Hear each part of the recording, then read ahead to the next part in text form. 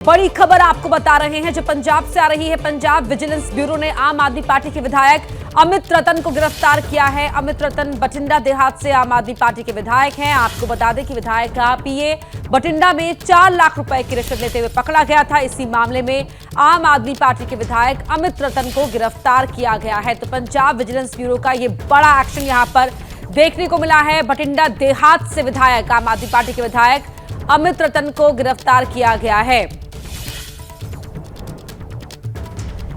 ABP news के खानजा के संपादक जगविंदर पटियाल जी हमारे साथ जुड़ रहे हैं फोन लाइन पर। जगविंदर जी, क्या है पूरी जानकारी? देखिए, बीते गुरुवार को अमित रतन के पीए रेशम गर्ग को गिरफ्तार किया गया था और विजिलेंस ने उन पर आरोप लगाया था कि वो एक बठिंडा के सरपंच से ट्रांस क्लियर करने के लिए 4 लाख रुपए की रिश्वत ले रहे थे। उसी मामले में रेशम गर्ग को पुलिस रिमांड पर लिया गया था। उसी रिमांड के दौरान जो विजिलेंस ने पूछताछ की है, उसी आधार पर पीए की गिरफ्तारी के बाद आपके विधायक की गिरफ्तारी हुई है। जाहिर सी बात है कि सरकार ने विजिलेंस को क्लियरेंस दी कि अगर पीए के साथ उसकी रिश्वतखोरी के मामले में इन्वॉल्वमेंट थी तो विजिलेंस को उसको भी गिरफ्तार करना चाहिए। सरकार की क्लियरेंस मिलने के बाद पंजाब विजिलेंस ब्यूरो ने आज तड़के जो है वो अमित रतन को गिरफ्तार कर लिया गया है। और एक मंत्री की गिरफ्तारी के बाद पंजाब में भगवंत मान की सरकार बनने के बाद ये आपके विधायक की गिरफ्तारी हुई है।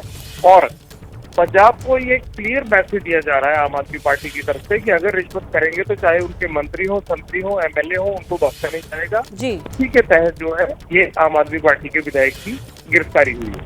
बहुत शुक्रिया आपका इस पूरी जानकारी के लिए। बड़ी खबर आपको बता दें, दिल्ली एमसीडी सदन में रात भर हंगामा जारी रहा। बीजेपी और आम आदमी पार्टी के पार्षदों के बीच हाथापाई तक हुई। पार्षदों ने एक दूसरे पर पानी की बोतलें फेंकी। यह हंगामा स्टैंडिंग कमेटी के चुनाव को लेकर हो रहा है। बड़ी खबर इस वक्त हम आपको बता रहे हैं, रात भर ये गहमा गहमी चलती रही। कई बार सदन स्थगित हुआ और कई बार एक बार फिर सदन में कार्यवाही शुरू करने की कोशिश की गई, लेकिन कार्यवाही नहीं, हाथापाई नजर आई। और ज्यादा जानकारी के साथ हमारे सहयोगी दिव्यांकर हमारे साथ जुड़े हुए हैं। दिव्यांकर, अभी ताजा अपडेट क्या है? जी बिल्कुल जी हाँ, देखिए 80 दिन बाद तकरीबन जो दिल्ली को मेयर और डिप्टी मेयर मिला था, उसके बाद जो स्टैंडिंग कमेटी के जब चुनाव होने थे, उसके बाद लगातार जो सदन में हंगामा है वो देखने को मिल रहा था। पूरी रात जो है वो मारपीट से लेकर पानी की बोतलें एक दूसरे पर जो पार्षद है वो लगातार फेंक रहे थे। फिलहाल की अगर तस्वीरें बताएं तो पूरी रात हंगामा हुआ, उसके चलते जो पार्षद हैं अभी फिलहाल यहाँ पर शांति की स्थिति बनी हुई है। वो आप देख सकते हैं तस्वीरों में किस तरह से जो पार्षद हैं, कई सारे जो हेड डाउन करके वो यहाँ पर बैठे हुए हैं। कई सारे जो पार्षद हैं वो लेटे भी आपको साफ तौर पर नजर आएंगे। स्टैंडिंग कमेटी के जब चुनाव हो रहा था उस समय जब मेयर की ओर से वोटिंग कराई जा रही थी, तभी जब तकरीबन 50 वोट जब पड़ गए थे, उसके बाद बीजेपी की ओर से यह आरोप लगाया गया कि जो पार्षद हैं, जो आम आदमी पार्टी के पार्षद है, वो फोन लेकर जा रहे हैं और फोटो भी खींच रहे हैं। इस तरह की बातें जो की गई, उसके बाद जो हंगामा है वो शुरू हो गया, क्योंकि बीजेपी का पार्षदों का कहना था जो वोट अभी तक कराए गए हैं उन्हें सब कैंसिल किया जाए। लेकिन आम आदमी पार्टी की ओर से कहा गया कि जो वोट अब तक करवाए जा चुके हैं उन्हें हम कैंसिल नहीं करेंगे। इसके बाद लगातार जो हंगामा है वो बीती रात 9:30-10 बजे के बाद जो लगातार जो हंगामा है वो शुरू हुआ और कई बार जो सदन की कार्यवाही थी वो स्थगित करनी पड़ी। लगातार बीच में महापौर जो है शैली ओबराय वो यहाँ पर आती थी, सबको शांति बनाए रखने की अपील करती थी, लेकिन लगातार जो है वो हाथापाई से लेकर पानी की बोतलें एक दूसरे के ऊपर उछालना और इसके साथ साथ एक दूसरे के साथ मारपीट करना, तो इस तरह की जो हाथापाई और इस तरह का हंगामा लगातार यहाँ पर सदन में देखने को मिला। पूरी रात ये हंगामा है वो सदन के अंदर होता रहा है और लगातार कई बार सदन है वो उसे स्थगित करना पड़ा। अभी की फिलहाल तस्वीरें यही हैं, जो पार्षद हैं वो यहाँ पर हेड डाउन करने के साथ साथ जो कई सारे जो पार्षद हैं बीती रात पूरी रात यहाँ पर हंगामा के चलते यहाँ पर अभी फिलहाल यहाँ पर कई सारे पार्षद हैं वो लेट गए हैं, कई सारे जो पार्षद हैं वो बैठे हुए हैं। लेकिन आसार जो है वो यही जताए जा रहे हैं कि जैसे ही जो सदन की कार्रवाई है वो शुरू होगी, उसके बाद फिर से जो हंगामा है वो शुरू हो जाएगा, क्योंकि लगातार जो है वो बीजेपी का यही कहना है जो भी वोट अब तक लगभग जो 50 वोट स्टैंडिंग कमेटी के चुनाव के लिए जो पड़ गए हैं उन्हें कैंसिल कराया जाए, क्योंकि जो फोन है उसकी इजाज़त दी गई थी और फोन से जो तस्वीरें हैं वो क्लिक की गई थी। और बीजेपी का ये भी कहना है कि आम आदमी पार्टी की ओर से जब ये कोशिश की गई है तो वो इस बात को आगे बढ़ाते हुए वो न्यायालय तक तक जाने की बात भी वो कह रहे हैं, क्योंकि जो मेयर चुनाव का जो फैसला आया था वो भी सुप्रीम कोर्ट के ही उधर से आया था, वहीं से जब डिसाइड किया गया था। और आम आदमी पार्टी इस बीच लगातार ये कह रही थी कि जब सुप्रीम कोर्ट की ओर से दिव्यांकर, बड़ा सवाल तो यही है ना कि जब माननीय मर्यादा भूल गए हैं, सदन और सड़क के या घर के अंतर को खत्म कर दिया है, हर बात के लिए सुप्रीम कोर्ट को ही देखेंगे क्या? हर बात के लिए अदालत को ही देखेंगे क्या? इस हंगामे का अंत होगा कैसे?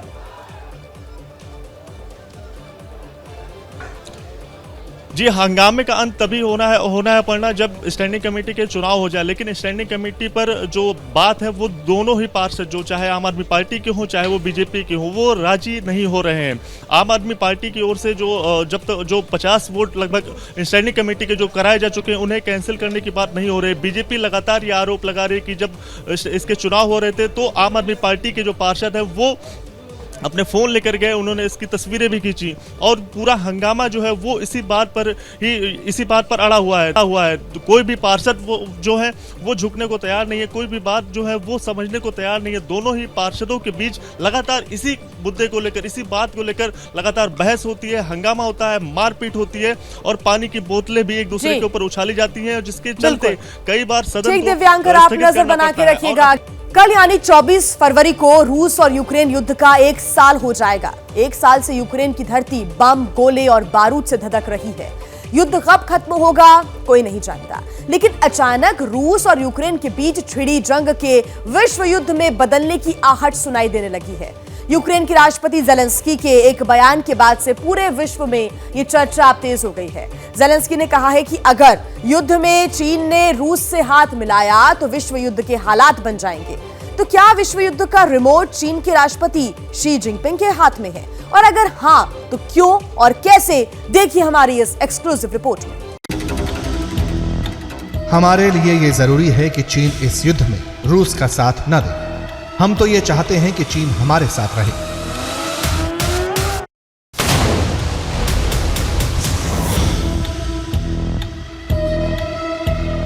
क्योंकि अगर चीन रूस का साथ देता है तो विश्व युद्ध हो जाएगा, और मुझे लगता है कि चीन इस बात से अच्छी तरह वाकिफ है।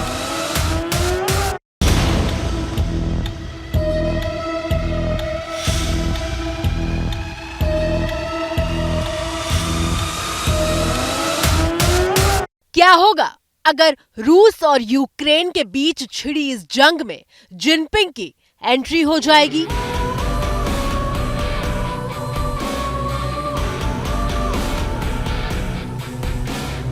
कैसी होगी वो तस्वीर अगर यूक्रेन के खिलाफ युद्ध छेड़ने वाले रूस के साथ चीन अपनी पूरी ताकत के साथ खड़ा हो जाएगा?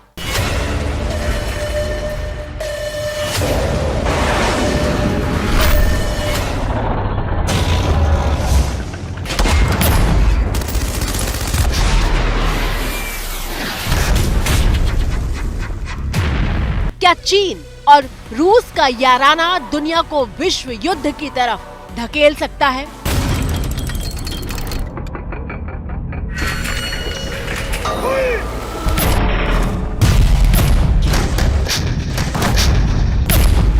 क्या विश्व युद्ध का रिमोट चीन के राष्ट्रपति शी जिनपिंग के हाथ में आ चुका है?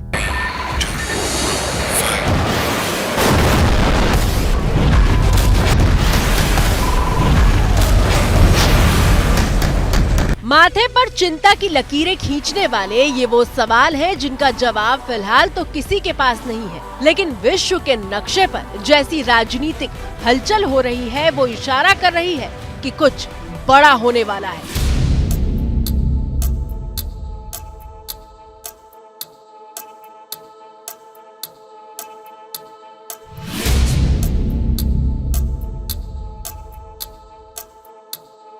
विश्व युद्ध और युद्ध का रिमोट शी जिनपिंग के हाथ में होने की बात हम क्यों कर रहे हैं ये हम आपको बताएंगे, लेकिन इस सवाल के जवाब से पहले आपको सिलसिलेवार ढंग से उस घटनाक्रम को समझना जरूरी है जिस वजह से विश्व युद्ध के सीन के सेंटर में शी जिनपिंग आ गया है।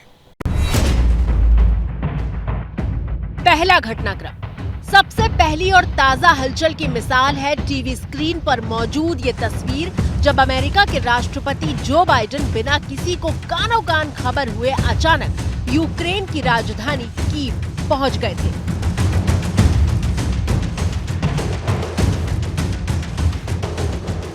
वॉर जोन में जेलेंस्की के साथ बाइडेन की इस चहलकदमी को बड़े संकेत के तौर पर देखा गया। इस मुलाकात में यूक्रेन के साथ खड़े होने का मैसेज भी था और दुश्मन देश को चेतावनी भी।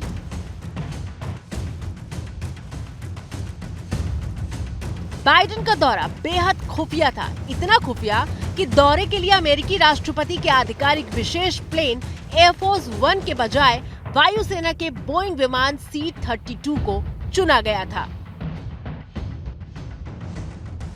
एयरफोर्स 1 से नहीं जाने का मकसद रडार की पकड़ में नहीं आना था। कीव में 5 घंटे बिताने के बाद बाइडेन पोलैंड पहुंचे और पोलैंड की जमीन से उन्होंने रूस के राष्ट्रपति व्लादिमीर पुतिन पर सीधा निशाना साधा था। Remind us that freedom is priceless.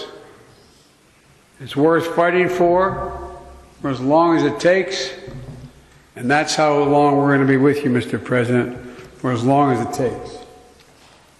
We'll do it.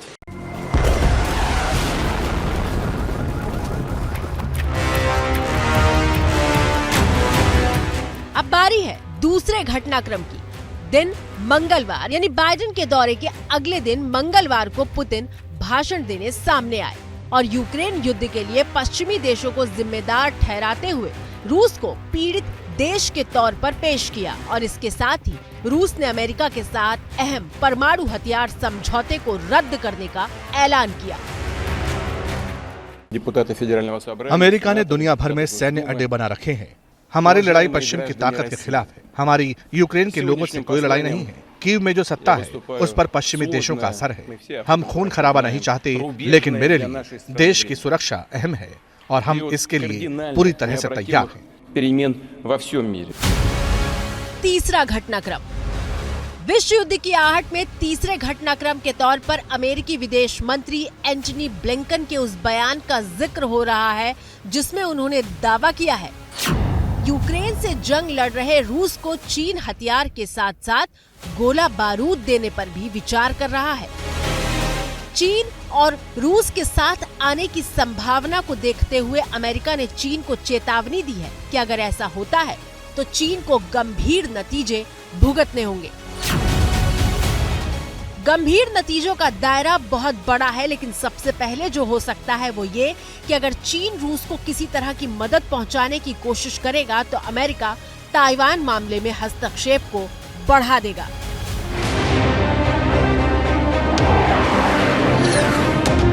और विश्व युद्ध की आहट का अलार्म बजाने वाली इस पूरे पिक्चर में सबसे महत्वपूर्ण है चौथा और सबसे ताजा घटनाक्रम। बाइडेन के यूक्रेन दौरे के बाद राष्ट्रपति जेलेंस्की ने एक इंटरव्यू में युद्ध में चीन की एंट्री को लेकर कहा है, हमारे लिए ये जरूरी है कि चीन इस युद्ध में रूस का साथ न दे। हम तो ये चाहते हैं कि चीन हमारे साथ रहे, क्योंकि अगर चीन रूस का साथ देता है तो विश्व युद्ध हो जाएगा और मुझे लगता है कि चीन इस बात से अच्छी तरह वाकिफ है।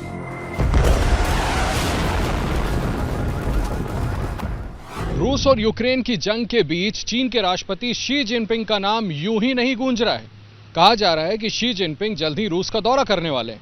हालांकि तारीख अभी तय नहीं है, लेकिन सूत्रों के मुताबिक अप्रैल या मई के महीने में शी जिनपिंग मॉस्को जा सकते हैं।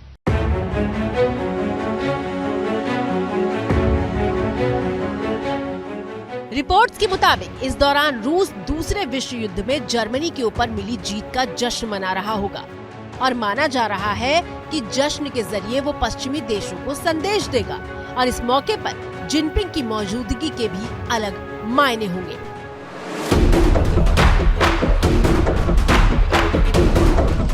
चीन के टॉप डिप्लोमेट वांग यी बुधवार को मॉस्को पहुंचे और ये तस्वीरें राष्ट्रपति पुतिन से उनकी मुलाकात की हैं। इस मुलाकात के बाद पुतिन ने कहा कि अंतर्राष्ट्रीय स्तर पर स्थिरता के लिए चीन और रूस का साथ रहना बेहद जरूरी है।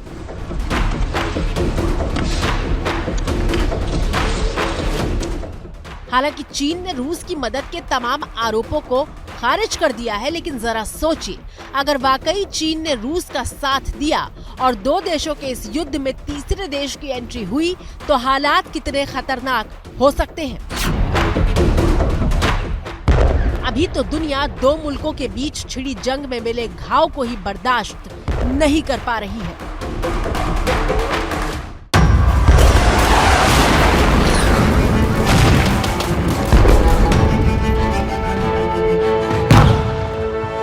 इस तरह से युद्ध ने पूरे के पूरे शहर को बर्बाद कर दिया। अल बगदादी का जो गढ़ रहा है, उस गढ़ की पूरी तस्वीर आपको हम दिखा रहे हैं। इस तरह से सारे एक के बाद दूसरे मकान खाली पड़े हुए हैं और आप देखिए पूरा का पूरा शहर दिखाई पड़ रहा है आपको, किस तरह से मकान यहाँ ध्वस्त हुए हैं।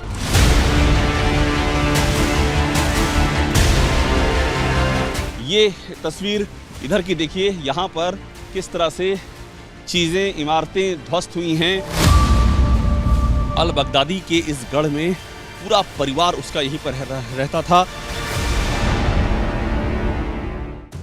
पिछले एक साल में चीन से रूस का आयात 13% बढ़कर 76 अरब डॉलर पर पहुंच चुका है, जबकि चीन को रूस का निर्यात 43% बढ़कर 114 अरब डॉलर को छू चुका है। रक्षा मामलों के जानकार पीके सहगल के मुताबिक चीन इस पूरी स्थिति में सिर्फ अपना फायदा देखेगा और चीन की इकोनॉमी की जो हालत है उसमें वो किसी भी तरह से युद्ध में कूदने की गलती नहीं करेगा। वो पक्का कोशिश करेगा कि रशिया की इस सिचुएशन जो है, जिसमें रशिया प्रेजेंटली इन्वॉल्व है, उसका ज़्यादा से ज़्यादा फ़ायदा उठाए अपने हित के लिए। बड़े पैमाने पर वो उनको मॉरल सपोर्ट देंगे, पॉलिटिकल सपोर्ट देंगे, नॉन लीथल सपोर्ट देंगे जो अभी भी दे रहे हैं।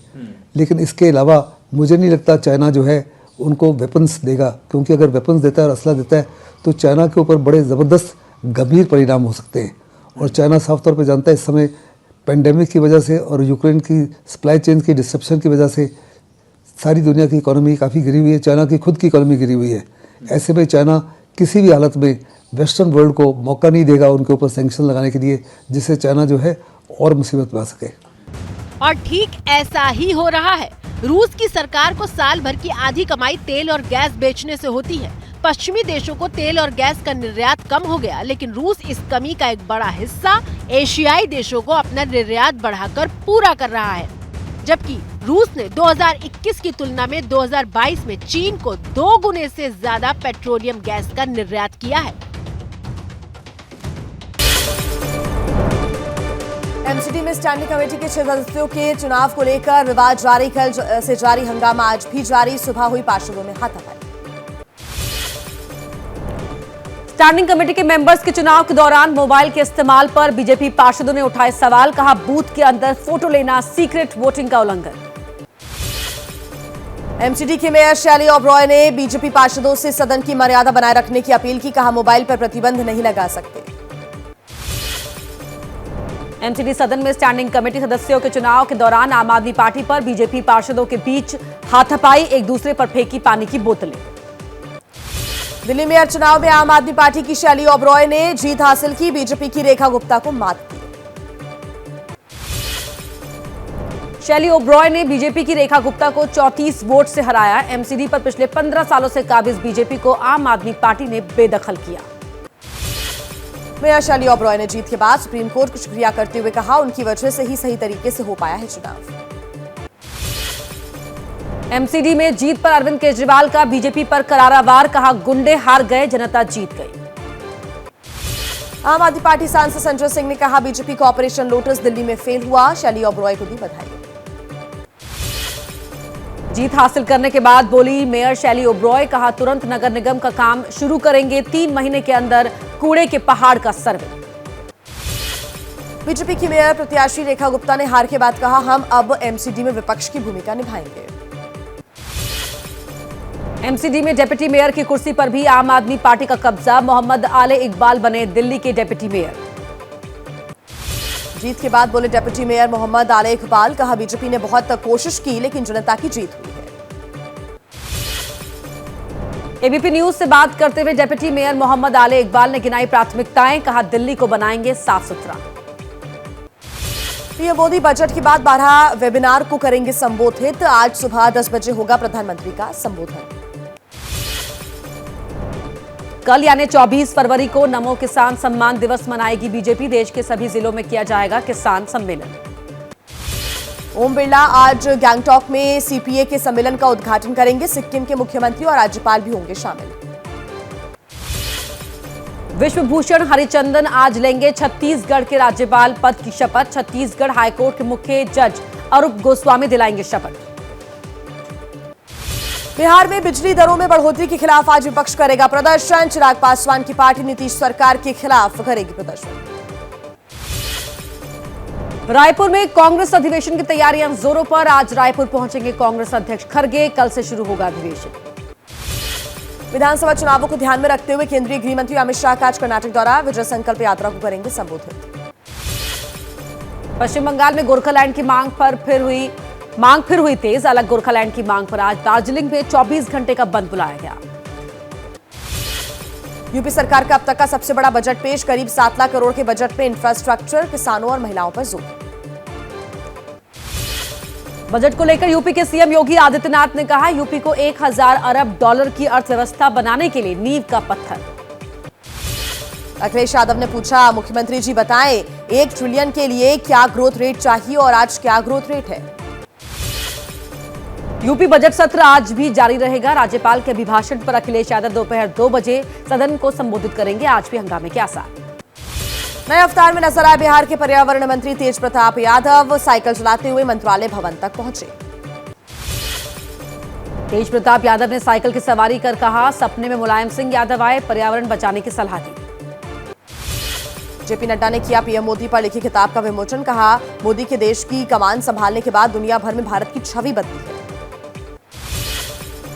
उद्धव ठाकरे को सुप्रीम कोर्ट से भी झटका। कोर्ट ने चुनाव आयोग के फैसले पर रोक से किया इनकार। 3 हफ्ते बाद होगी सुनवाई।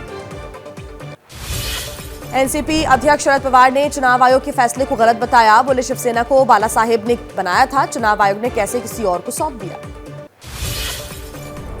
दिल्ली में सिख समुदाय के लोगों का कांग्रेस के खिलाफ प्रदर्शन। जगदीश टाइटलर को कांग्रेस कमेटी में शामिल किए जाने का किया विरोध।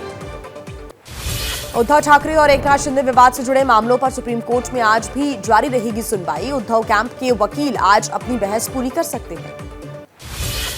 स्वामी प्रसाद मौर्य का दिल्ली के एक कार्यक्रम में बड़ा बयान। कहा, आज देश के पिछड़े आदिवासी समाज और महिलाओं के साथ हो रहा है धोखा। संजय राउत ने सीएम शिंदे के बेटे पर लगाया आरोप। कहा, श्रीकांत शिंदे ने थाने के एक गुंडे को उनको मारने की सुपारी दी है। नासिक में राउत के बयान दर्ज। संजय राउत के आरोपों पर बोले सीएम एकनाथ शिंदे। कहा, पुलिस इस मामले की जांच करेगी और उसके मुताबिक होगी कार्रवाई। शिवसेना सांसद संजय राउत के खिलाफ थाने पुलिस ने दर्ज किया है मामला। थाने की पूर्व मेयर मीनाक्षी शिंदे की शिकायत के आधार पर मामला हुआ है दर्ज। कांग्रेस के ट्रेड यूनियन सम्मेलन में खड़गे ने बीजेपी आरएसएस पर साधा निशाना। कहा, इनके एजेंडे में सिर्फ उद्योगपति रहे हैं, मजदूर कभी नहीं रहे। उज्जैन में रामकथा के दौरान बीजेपी के मंत्री सांसद के सामने कुमार विश्वास ने आरएसएस को अनपढ़ कहा। कुमार विश्वास के पोस्टर्स फाड़े गए। यूपी में काबा गीत गाने वाली नेहा सिंह राठौर को पुलिस का नोटिस। कानपुर देहात कांड पर गाया था गाना। 7 सवालों पर 3 दिन में मांगा जवाब। यूपी पुलिस के नोटिस पर एबीपी न्यूज से बोली नेहा सिंह राठौर, मुझे चुप कराने की कोशिश हो रही है। अगर सरकार बीजेपी की है तो सवाल किससे पूछूंगी। नोटिस मिलने पर नेहा सिंह के घर के लोग हैं परेशान। नेहा ने कहा, मेरी मम्मी डर जाती हैं, ससुर जी बहुत परेशान है, सवाल पूछकर कौन सा गुनाह किया। नेहा सिंह राठौर को भेजे गए नोटिस पर अखिलेश यादव का पलटवार। कहा, ये नोटिस वाली सरकार है, ट्वीट कर सरकार पर साधा निशाना। नागालैंड से चुनावी सभा को संबोधित करते हुए बोले कांग्रेस अध्यक्ष मल्लिकार्जुन खड़गे, 100 मोदी और 100 शाह आ जाए, सरकार कांग्रेस की ही बनेगी। शिलांग में फुल चुनावी मूड में आए राहुल गांधी नजर। बोले, संवैधानिक संस्थाओं का गलत इस्तेमाल हुआ, जुडिशरी पर भी दबाव। मेघालय चुनाव से पहले टीएमसी पर भी बरसे राहुल गांधी। बोले, मेघालय के लोग पश्चिम बंगाल में हिंसा और घोटालों से वाकिफ हैं। बिहार के मुख्यमंत्री बनने के सवाल पर तेजस्वी ने तोड़ी चुप्पी। बोले, सीएम बनने की कोई जल्दी नहीं, 2024 में बीजेपी को हराना टारगेट। आरजेडी के मुख्य प्रवक्ता और विधायक भाई वीरेंद्र का बड़ा बयान। बोले, तेजस्वी यादव ही मुख्यमंत्री बनेंगे, नीतीश खुद उनकी ताजपोशी करेंगे। तेजस्वी यादव को सीएम बनाए जाने पर बोले मंत्री तेज प्रताप यादव, फिलहाल बिहार में नीतीश चाचा और तेजस्वी की जोड़ी हिट है, नीतीश ही रहेंगे सीएम। बिहार बीजेपी नेता विजय सिन्हा ने महागठबंधन की रैलियों पर दिया बयान। बोले, सभी भ्रष्टाचारी एक मंच पर आने वाले हैं। आरएलजेडी नेता उपेंद्र कुशवाहा ने महागठबंधन पर बोला हमला। कहा, 2024 में मोदी ही बनेंगे प्रधानमंत्री, विपक्ष के पास नहीं है चेहरा। विपक्षी एकता पर जेडीयू नेता केसी त्यागी का बयान, बोले अभी नेतृत्व के सवाल पर बयानबाजी ना हो। खरगे के कांग्रेस के नेतृत्व वाले बयान से सहमत नहीं। सामना संपादकीय पर बीजेपी नेता राम कदम का हमला, अपने बचे कुछ सांसदों और विधायकों को संभालते हुए जुट रहे हैं अब उद्धव। बीजेपी नेता रविशंकर प्रसाद ने की जेडीयू से अलग हुए उपेंद्र कुशवाहा की तारीफ, बोले जेडीयू की हालत अब पतली होने वाली है। केंद्रीय गृह मंत्री अमित शाह कल बिहार में रहेंगे, 2 जनसभाओं को संबोधित करेंगे, जगह जगह पोस्टर बैनर लगे। बिहार के पूर्व सीएम जीतन राम मांझी ने किया कांग्रेस नेता राहुल गांधी के आरएसएस पर दिए बयान का समर्थन। रायपुर में होने वाले कांग्रेस महाधिवेशन पर बोले सीएम भूपेश बघेल, आने वाले समय में मील का पत्थर साबित होगा ये कार्यक्रम। नीतीश कुमार को पीएम उम्मीदवार बनाए जाने पर बोले सांसद चिराग पासवान, 40 एमएलए वाले नीतीश को कौन बनाएगा उम्मीदवार।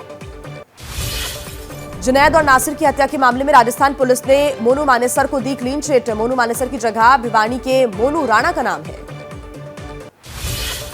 भिवानी मामले में रिंकू सैनी नाम का आरोपी पुलिस की गिरफ्त में है। रिंकू से पूछताछ में 8 आरोपियों का पता लगा, सभी 8 आरोपी है फरार। राजस्थान के राजसमंद में बालाजी के प्राचीन मंदिर की मूर्ति खंडित, हिंदू संगठनों के कार्यकर्ताओं के पहुंचने से माहौल गरमाया। यूपी के बिजनौर में बारात के ऐन मौके पर दूल्हा हुआ गायब, दुल्हन और मेहमान करते रह गए इंतजार, पुलिस फरार दूल्हे की तलाश में जुटी। क्या मजबूरी है मेरी बताइए, मैं अभी आपको बताती हूँ कि मैंने ओए होए होए होए नमकीन के चटकारे लेते हुए टकटकी मार के डिबेट शो को पॉज रिपीट कर करके देख रहे हैं जोगिंदर जी। इनकी तरह आप भी देखें अपनी फेवरेट डिबेट्स को रिपीट कर और डाउनलोड कीजिए एबीपी लाइव ऐप अपने स्मार्ट टीवी पर।